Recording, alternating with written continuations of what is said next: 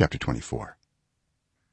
After Saul returned from pursuing the Philistines, he was told, "David is in the desert of En-gedi." So Saul took 3,000 able young men from all Israel and set out to look for David and his men near the crags of the wild goats. He came to the sheep pens along the way.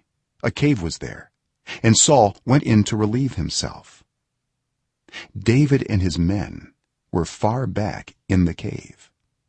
The men said, "This is the day the Lord spoke of when he said to you, 'I will give your enemy into your hands for you to deal with as you wish.'" Then David crept up unnoticed and cut off a corner of Saul's robe. Afterward David was conscience-stricken for having cut off a corner of his robe. He said to his men, "The Lord forbid that I should do such a thing to my master, the Lord's anointed, or lay my hand on him, for he is the anointed of the Lord." With these words David sharply rebuked his men and did not allow them to attack Saul. And Saul left the cave and went his way. Then David went out of the cave and called out to Saul, "My lord the king." When Saul looked behind him, David bowed down and prostrated himself with his face to the ground. He said to Saul, "Why do you listen when men say, 'David is bent on harming you'? This day you have seen with your own eyes how the Lord delivered you into my hands in the cave. Some urged me to kill you, but I spared you. I said, 'I will not lay my hand on my lord, because he is the Lord's anointed.' See, my father, look at this piece of your robe in my hand. I cut off the corner of your robe but did not kill you. See that there is nothing in my hand to indicate that I am guilty of wrongdoing or rebellion. I have not wronged you, but you are hunting me down to take my life.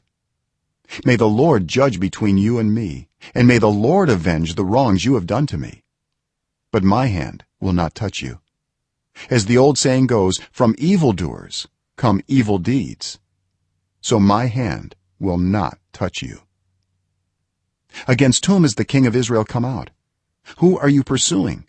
A dead dog, a flea?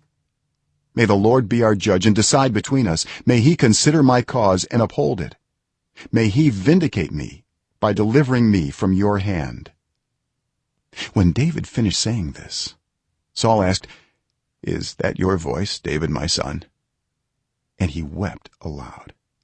"You are more righteous than I," he said. "You have treated me well, but I have treated you badly. You have just now told me about the good you did to me. The Lord delivered me into your hands, but you did not kill me. When a man finds his enemy, does he let him get away unharmed? May the Lord reward you well for the way you treated me today. I know that you will surely be king, and that the kingdom of Israel will be established in your hands.